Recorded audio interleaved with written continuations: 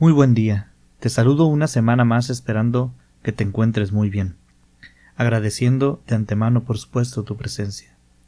En diferentes ocasiones hemos visto, escuchado, o quizás si usted ha tenido la oportunidad, le ha tocado vivir una experiencia paranormal en la que esté involucrado un juguete, quizás una pieza de joyería o un objeto cualquiera. Nosotros no somos expertos. A pesar de que nos rodeemos de todas estas historias que ustedes nos envían, a pesar de estar en contacto directo, no somos expertos, no nos consideramos expertos. Nosotros solo somos divulgadores, solo les relatamos las historias, pero hay personas que se dedican a la investigación del tema paranormal, y según estos investigadores, la aparición tan frecuente de objetos que son fuentes de eventos paranormales es más que común. Y esto se debe a que nosotros mismos lo provocamos. Permítanme hablarles con más detalle acerca de esto. Nosotros mismos le damos energía a estos objetos. Por ejemplo, el caso común, un muñeco, el cual se le da a un niño, y este niño lo hace su amigo. Platica con él, duerme con él, le da cariño, tiempo, atención a ese muñeco. Se puede decir que el pequeñín desborda en aquel juguete su energía. Del mismo modo puede ser un carro para una persona, una vajilla para otra, un comedor para alguien más. Son objetos y nosotros mismos los atesoramos, brindándoles así nuestra atención y nuestra energía. Y precisamente esto es lo que algunas entidades buscan, esa energía que tenemos los vivos. Cuando una entidad maligna, de esas que buscan drenar nuestra fuerza vital, ve un objeto que está impregnado de esta atención, no duda en pegarse a ese objeto porque sabe que allí tendrá alimento. No es que el objeto en sí esté maldito, es solo que tu energía atrajo algo malo. ¿Por qué les platico esto? Porque Samuel y Luis, quienes serán nuestros invitados de honor el día de hoy, nos mandan esta historia en la que está involucrado un muñeco con estas características. Venga, acompáñenme a escuchar los sonidos de La orilla del miedo. La orilla del miedo, donde tus historias hayan vida.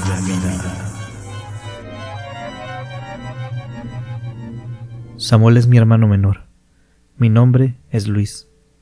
Les contaremos una historia que involucra a mi padre y a nosotros dos. Somos la familia completa. Mi madre no sabemos a dónde se fue, si está viva o murió. Ella nos abandonó hace muchos años ya. A decir verdad, y no sé si esto se relacione, esta historia nos sucede a los pocos años de que ella se fue. En esos tiempos, en nuestra casa, había un ambiente muy triste por la ausencia de mamá. Hoy, yo soy mayor, y como adulto entiendo que ella tendría sus motivos, que todos somos nuevos en esto de la vida, aprendemos día a día, los niños y los grandes también. Todos tomamos decisiones diariamente. A ojos de algunas personas serán correctas y a ojo de otras serán incorrectas, pero cada quien debe tomar las decisiones de manera personal, tratando de dañar lo menos posible a nuestros semejantes. Pero bueno, esa es mi mente, no podría decirles qué pasaba por la cabeza de mamá al irse, porque ella no nos dijo nada, a nadie le dijo algo por lo menos que sepamos nosotros, solo un día en la mañana ella ya no estaba en casa. Es algo que ensombrece nuestro hogar por muchos años, pero con el tiempo aprendimos a perdonar y a vivir con ese recuerdo. Nosotros vivimos en una casa que está lejos de la ciudad, en el campo por decirlo de algún modo, pero no tan lejos. Yendo en carro, quizás en unos 15-20 minutos podrías estar llegando a lo que llamamos la mancha urbana, pero igual, no tenemos vecinos, vivimos rodeados de campo. Aquí es donde trabajamos, nos dedicamos a la siembra, desde siempre había sido así. Por eso teníamos este terreno alejado de la ciudad. Le salió barato a papá y nos permitía sembrar en este espacio, que no es muy pequeño. Tiene su buena extensión y allí, en una de las orillas, está nuestra casa. La casa donde vivimos muchos años Samuel, mi hermano menor, mi padre y un servidor. La vida en esta casa era muy agradable. No había distractores como internet, televisión, radios. Yo y mi hermano nos pasábamos el día corriendo entre árboles, correteando animales en el campo, observando las aves, descubriendo nuevas cosas, porque aunque vivas en el campo, siempre habrá algo nuevo que ver y algo nuevo por descubrir. A mi padre le gustaba mucho que lleváramos esta vida. A veces que íbamos a la ciudad, él nos hacía comentarios sobre la gente que vivía allí, cosas como que eran esclavos de la tecnología. De hecho nos comentaba: miren sus cuerpos, son delicados, no son fuertes, no están acostumbrados al trabajo. Y era verdad, el cuerpo de un niño de nuestra edad comparado con el nuestro era muy diferente. Se notaba que nosotros hacíamos más ejercicio, aunque fuera por cargar costales o caminar en la tierra, pero lo hacíamos. Igual nosotros nunca vimos a nadie como menos, simplemente su vida era diferente y así lo entendíamos. Pero conforme fuimos creciendo, nos fueron llamando la atención las cosas que tenían ellos y que nosotros no teníamos, aunque estoy seguro que a ellos también les llamaría la atención lo nuestro. Ya saben lo que dicen: el pasto del vecino siempre se ve más verde. Pero empezamos a pedirle a papá que nos comprara cosas que veíamos en la ciudad, tenis deportivos, ropa más citadina que la que usábamos normalmente porque era ropa de trabajo. A veces le pedíamos una televisión y él se reía porque no veía para nada la necesidad de tener una, no sabíamos ni siquiera si llegaba la señal de la televisión. Sin embargo, un día que llegó a la casa, nos hizo bajar unos costales que traía en su carro y al fondo de la caja de su camioneta vimos un muñeco de trapo horrible, se veía viejo, ajado. Le preguntamos a papá por él y dijo que se lo encontró y que simplemente nos lo había traído. Era un regalo para nosotros. Nosotros nunca, de los nunca, habíamos tenido un muñeco, y mucho menos habíamos pedido un muñeco. No es que mi padre sea machista o nosotros, no es que no pudiéramos jugar con él, pero la verdad es que nunca nos llamaron la atención para nada. Y además de ser algo que no habíamos pedido, estaba horrible. Pero algo que era menos común que vernos jugar con muñecos era que papá, por cuenta propia, nos regalara algo. Así que no le dijimos nada, tomamos el muñeco y lo llevamos hasta nuestra habitación. Allí lo dejamos tirado en el piso. Lo más seguro era que nunca íbamos a jugar con él. Pero no queríamos romper la buena intención que hubiera tenido nuestro padre al traernos ese regalo. No le hicimos mala cara ni nada. Le agradecimos y lo guardamos. La vida continuó como debía suceder. Seguimos haciendo lo nuestro, ayudando a nuestro padre en su siembra y jugando en el campo. Sin embargo, empezaron a pasar ciertas cosas, algo extrañas. Por ejemplo, a veces que entrábamos a la casa, encontrábamos al muñeco en la sala, acomodado como si estuviera sentado en una de las sillas. El muñeco era un muñeco de trapo con ojos de botones, muy feo, muy sencillo. No era un muñeco elaborado con detalles o hecho por alguna máquina. Así que el decir que estaba sentado era mucho decir. Parecía que era la intención, pero no podríamos asegurarlo por la falta de anatomía que tenía aquel juguete. Pero sí estaba en la silla. Recuerdo que le dije a Samuel: ¿lo vas a invitar a comer o por qué lo sentaste allí? Él se me quedó viendo con cara de desconfianza y me dijo: yo no fui, así que no te hagas, debiste haber sido tú. Los dos nos volteamos a ver de manera desconfiada, luego pasamos a una mirada traviesa y empezamos a bromear. El evento se acabó allí ese día, tomamos al muñeco y lo llevamos de vuelta al cuarto. Abrimos la puerta y lo aventamos sobre una cajonera que teníamos. Tomamos una pelota y salimos a seguir jugando al campo. Pero este fenómeno continuó sucediendo. Por ejemplo, otro día entramos a nuestro cuarto, a nuestra habitación, y lo encontramos sobre mi cama. De nuevo bromeamos con que Luis o yo lo habíamos puesto allí. De igual modo, se le despachó a un rincón y seguimos con lo que estábamos haciendo. En otra ocasión, papá nos lo devolvió porque dijo que lo había encontrado en la entrada de la casa y nos lo entregó en la mano. Dijo: niños, no dejen esto tirado. Mi padre era un hombre estricto, pero algo que no perdonaba era que dejáramos las cosas fuera de su lugar. Él solo tenía una regla que era inamovible: desocupó algo, guárdelo. Así no se creaba desorden. De pequeño no sabía cuánto me ayudaría esa buena costumbre en mi vida adulta. Te mando un saludo, papá, muchas gracias. Pero fue entonces cuando mi padre entró a esta parte del relato y pensamos que papá nos estaba moviendo el muñeco del lugar, que por alguna razón quería que lo usáramos y ahora nos lo había dado en la mano. Así que ese movimiento de nuestro padre reforzó la teoría. Lo empezamos a cargar con nosotros hacia donde fuéramos, más por darle por su lado a mi padre que por lo que nos divirtiera el muñeco. Pero si salíamos, lo llevábamos con nosotros, en el bolso del pantalón, quizás en el bolso trasero, o en la mano, a lo mejor, tal vez. La cosa es que ya lo empezábamos a llevar siempre con nosotros para que nos acompañara en nuestros juegos. Pero el muñeco pues obviamente no hacía nada, solo llegábamos a donde íbamos, lo dejábamos por un lado y nos poníamos a jugar. Cuando nos íbamos, lo levantábamos y lo llevábamos de vuelta. Mi padre nos preguntó en una ocasión que íbamos saliendo ¿a dónde llevan ese muñeco? A jugar, le respondimos. Se rió y fue todo el tema. Pensábamos que él estaba contento con esto, así que continuamos haciéndolo. Se volvió parte de nuestra rutina. Pero ahora el muñeco formaba parte de nuestros días. De hecho, lo empezamos a llamar Bofo. Esto porque parecía que ya ni relleno tenía de lo viejo que estaba. Bofo, aquí donde yo vivo, es una palabra que usamos para algo hueco, algo que está vacío por dentro. Decimos que está bofo. Así que empezamos a darnos cuenta de dónde dejábamos a Bofo. Antes no nos importaba porque no lo usábamos, pero como ahora nos acompañaba a todos lados, ya éramos conscientes de dónde quedaba el muñeco el día anterior. Así que poco a poco lo fuimos haciendo parte de nuestros días, muy despacio, pero no crean que yo y mi hermano no éramos como otros niños traviesos. A veces también rompíamos las reglas, aunque no teníamos las mismas herramientas que los niños de la ciudad, que podían quedarse hasta tarde viendo la tele o en un videojuego. A nosotros nos gustaba, por ejemplo, quedarnos despiertos platicando. Los dos dormíamos en la misma habitación y a veces nos quedábamos hasta tarde platicando cosas muy aleatorias, desde haciendo bromas hasta temas profundos como era la partida de mamá. Esas pláticas nocturnas y mi hermano, por supuesto, fueron claves para entender que nosotros no teníamos culpa en lo que mamá había hecho. Esas pláticas fueron una especie de catarsis y estoy seguro que a mi hermano también le funcionaron igual. La cosa es que nos pasábamos muchas noches hablando entre nosotros, en voz baja, porque si papá se enterara, seguramente se molestaría. No sería un gran problema, pero sí se molestaría. No era nuestra intención, así que simplemente teníamos cuidado.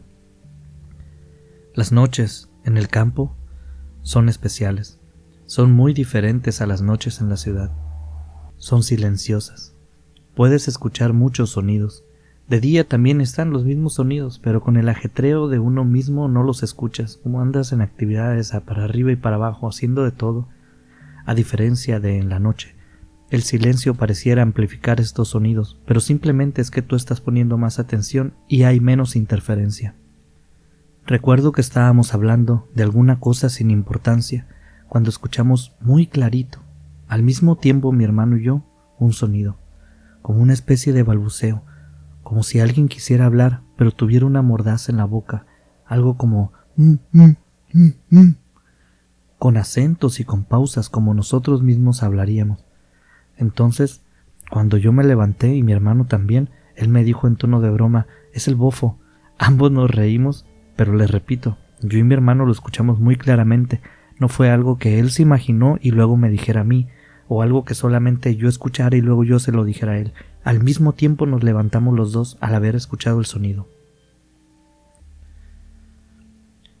Lo escuchamos al mismo tiempo, nos volteamos a ver, buscamos el origen, no lo encontramos, bromeamos y que había sido el bofo, en resumidas cuentas. Pero a partir de esa noche empezamos a escuchar este sonido con más frecuencia y nomás decíamos, bofo, deja dormir, y nos reíamos. Era obvio que no era el muñeco, sería una tontería, así que bromeamos con eso. Y al día siguiente buscábamos qué era lo que provocaba ese sonido, pero nunca encontrábamos nada. Todos estos eventos que les cuento empezaron a suceder poco a poco. Si se dan cuenta, primero Bofo se movía del lugar solo. Después lo empezamos a escuchar, pero con el paso del tiempo se iba metiendo en nuestras vidas cada vez más, poco a poco, hasta ese día, en la noche, en que ocurrió algo diferente. Mi hermano y yo nos pusimos en pie rápidamente.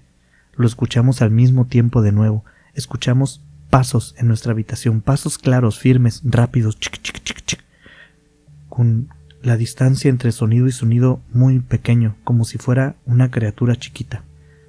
Parecían de una criatura muy pequeña, pero el hecho de que escuches pasos, invariablemente de que los genere, significa que hay algo en la habitación. Así que nos levantamos y salimos muy rápido. Fuimos por papá, revisamos todo el cuarto, pero no encontramos ningún animal, y miren que revisamos a conciencia los tres.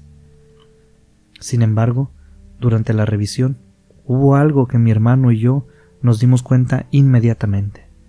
Mi padre metió la mano debajo de la cama de mi hermano y sacó unas cajas, sacó una pelota, como para tener una mejor visión, y sacó a Bofo. Nos lo dio, sin voltearnos a ver, nos lo dio con su mano y siguió buscando. Pero nosotros sabíamos que Bofo no debía estar allí. Cuando nuestro padre se fue a su habitación después de buscar y no encontrar nada, mi hermano me dijo: yo no lo dejé allí. Le pregunté dónde lo había dejado y me dijo: lo dejé allá, mientras señalaba un rincón de la habitación. Nos quedamos callados y no supimos qué decir.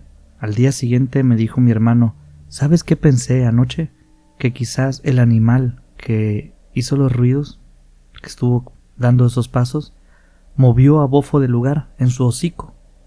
Suena lógico, pensé, y creo que mi hermano también se convenció de esa posibilidad y se tajó el tema.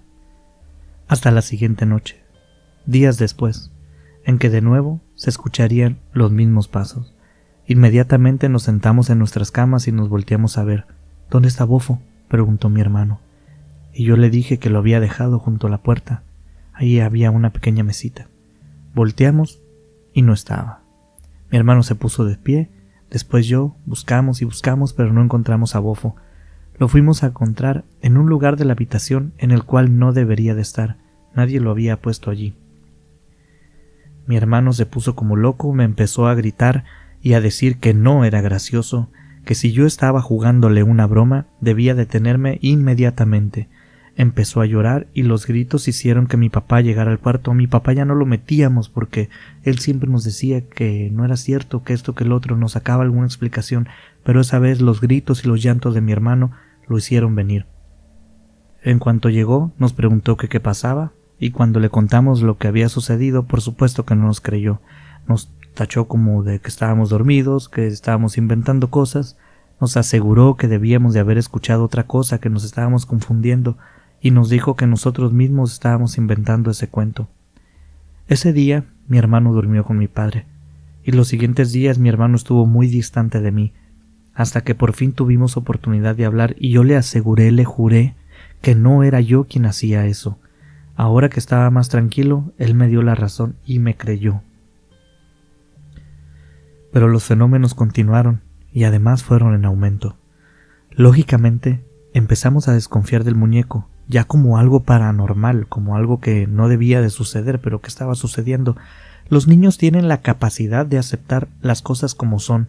No se andan con cuentos de que esto se puede, esto es imposible, como sucede con los adultos que decimos: estás loco, eso no puede ser. Los niños tienen la capacidad de aceptar cosas que parecen imposibles para los adultos. Es una capacidad que perdemos en algún punto de nuestro crecimiento, no sabría decirles en dónde. Y nosotros dimos por sentado que Bofo se movía solo. Pero a pesar de que lo podíamos aceptar, también sabíamos que no era algo normal, no debía de estar sucediendo, pero eso es otro tema. ¿Y nos daba miedo? Claro que sí. Así que mi hermano propuso tirarlo. No queríamos meter a papá en esto, ya les había comentado. Siempre que le contábamos sobre Bofo, por ejemplo, aquella noche en la habitación se puso muy mal, se cerró y se negó ante todo. Así que esto lo haríamos nosotros solos. Llevamos al muñeco a mitad del campo, hicimos un hueco y enterramos a Bofo allí. A los días regresó.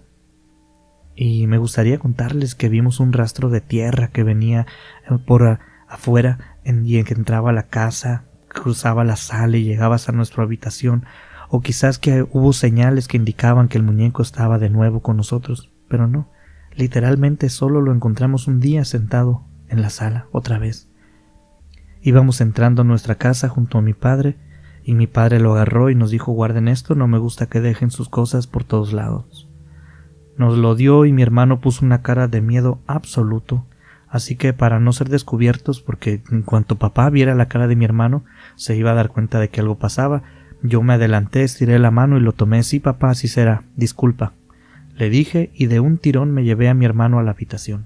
Aquí empezó, o más bien, aquí se declaró una guerra entre Bofo y nosotros, porque empezamos a encerrarlo en un cajón, luego con llave, luego en una caja amarrada. Pero de nuevo en la noche lo escuchábamos moverse, caminar, y en la mañana estaba en otro lado. El balbuceo se comenzó a hacer más claro. Empezaba a articular palabras, aunque ininteligibles. Se notaba que ya emitía sonidos más claros. Una noche recuerdo que desperté y estaba escuchando claramente el nombre de mi hermano. Samuel, Samuel, Samuel. Así, una y otra vez.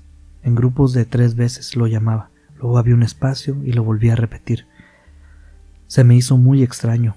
Un poco dormido aún, yo me enderecé en mi cama y vi a mi hermano que también estaba sentado en su cama, con las rodillas pegadas al pecho, y con su cobija estaba tapando su rostro. Solo sus ojos se podían ver, fijos en un punto. Cuando miré hacia ese lugar donde él estaba viendo, vi a Bofo y me quedé ido.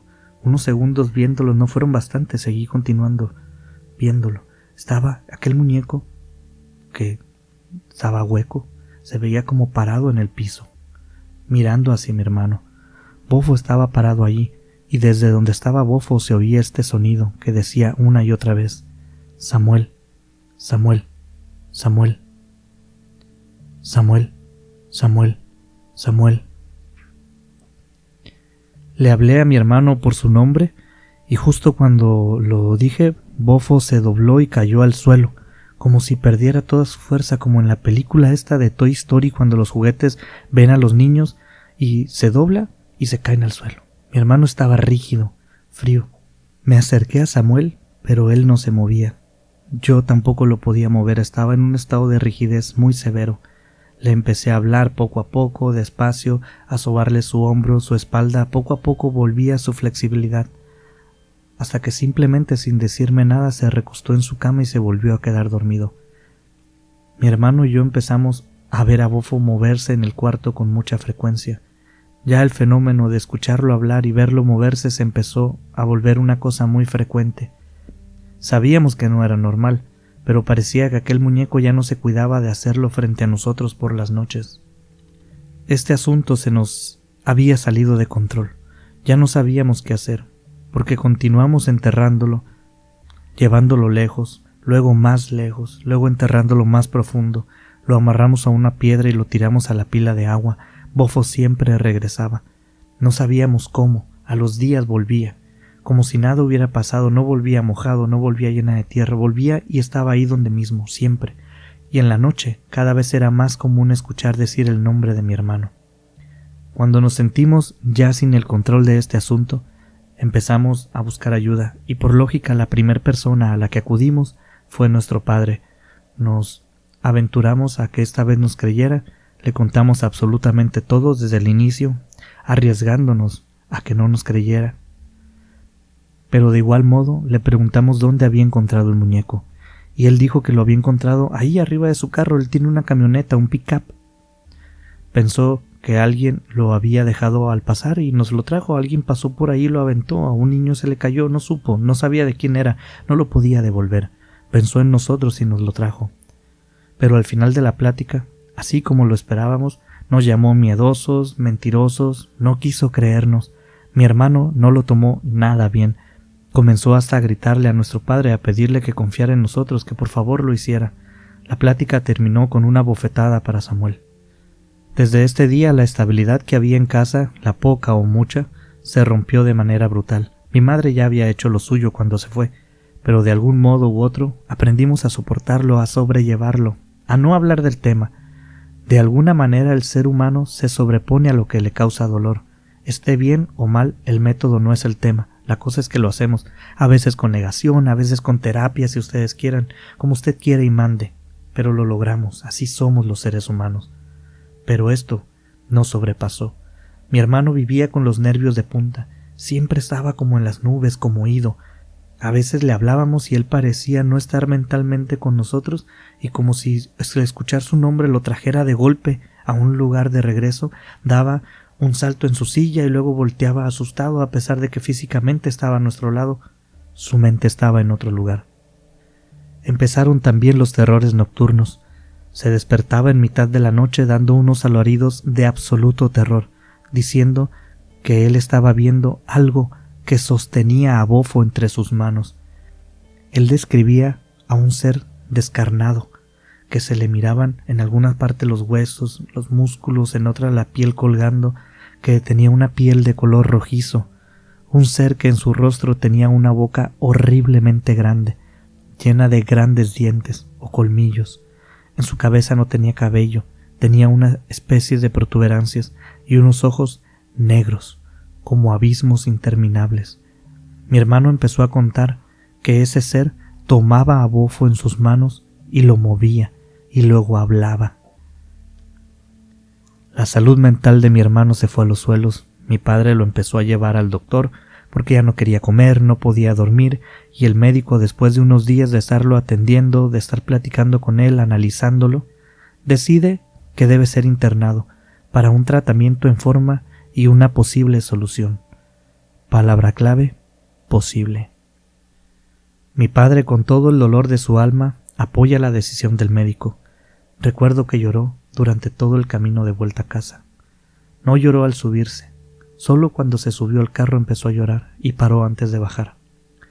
No me dijo ni una sola palabra en todo el trayecto, y creo que esa fue la primera vez que vi llorar a papá. Ni siquiera cuando mamá se fue le vi derramar una lágrima.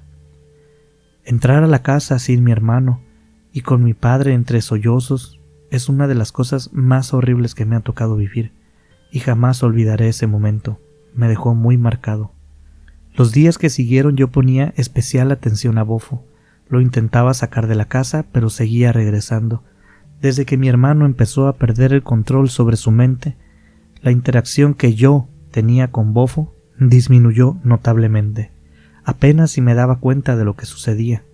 Pero después de que se fue mi hermano, Bofo se la tomó conmigo. Ahora era yo quien empezaba a escuchar mi nombre por las noches. Luis, Luis, Luis, Luis, Luis, Luis. Pero ya mi hermano me había contado todo, y yo sabía lo que seguía, así que nunca me levanté de la cama ni abrí los ojos, a pesar de que había noches que mi nombre lo escuchaba justo a un lado de mi oído. Todos los días, y no les estoy mintiendo, todos los días yo sacaba a Bofo de mi casa.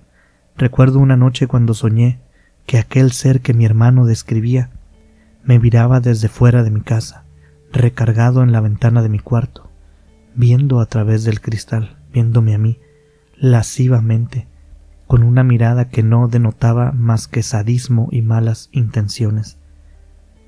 En muchas ocasiones yo intenté hablar con mi padre, decirle que mi hermano no estaba enfermo, que él tenía razón, que ahora me estaba sucediendo a mí. Hasta le pedí que él mismo tirara a Bofo si no me creía. Si el muñeco no volvía, qué más que mejor. Solo quería que esa cosa estuviera lejos para que mi hermano pudiera volver. Pero nunca me hizo caso. Mi padre también se aisló mentalmente. Entró en un ensimismamiento que no permitía que nadie hablara con él. Pasaron los días más largos de mi vida, sin mi hermano y con mi padre en la cuerda floja, y aquel ser atormentándome a mí por las noches. Recuerdo aquella noche, claramente, cuando mi padre se puso a beber en la sala de nuestra casa. Sin hacer ruido y sin escándalo, solo se sentó y abrió una botella. Él no es un tomador frecuente, él no era un tomador frecuente. Por eso se me hizo raro, y se durmió hasta tarde. A la mañana siguiente mi padre me abordó muy desconcertado y me dijo: ¿Tú lo trajiste de vuelta? Yo no sabía a qué se refería, así que le pedí que me explicara.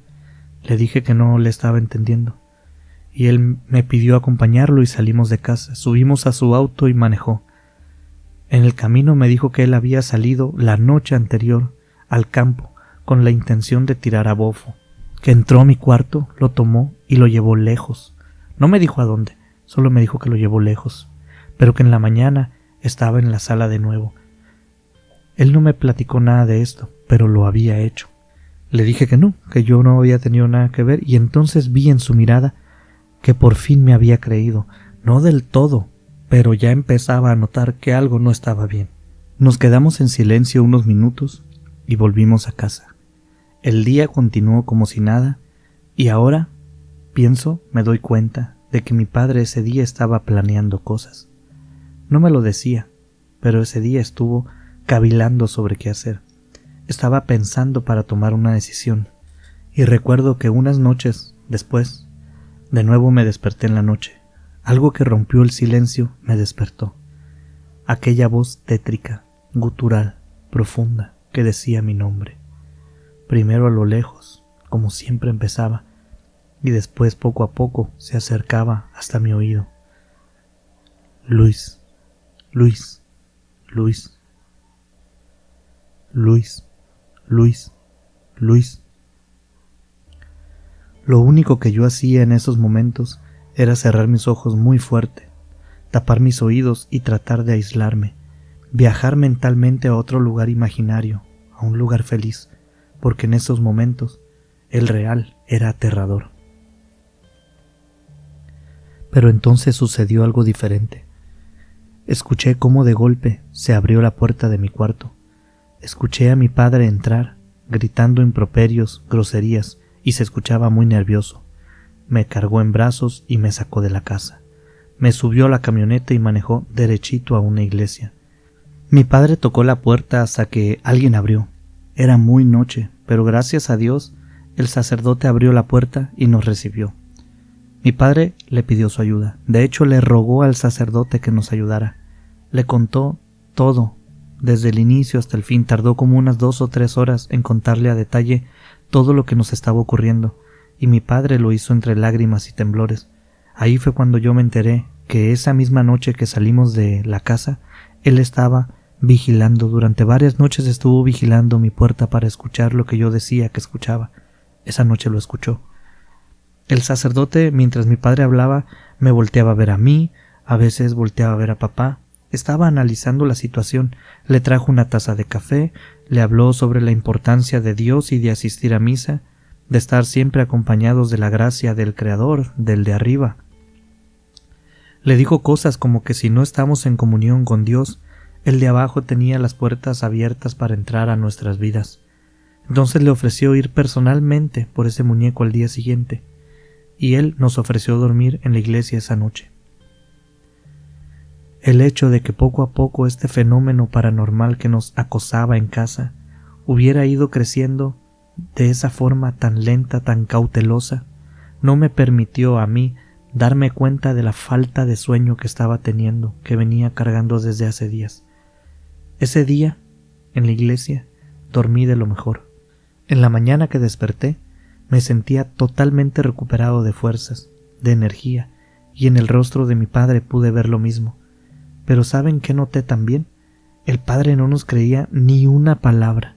Igual nos sermoneó sobre la asistencia a misa y la importancia de la fe, así que quizás por ganarse un par de feligreses más, nos atendió, nos acompañó a casa, entró, se llevó a Bofo, nos volvió a hablar sobre la fe y nos dijo que nos esperaba en misa el siguiente domingo.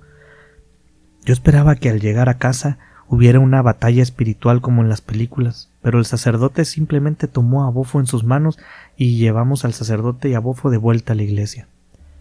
Volvimos a casa mi padre y yo, y nadie dijo nada, pero estoy seguro que él pensaba lo mismo que yo.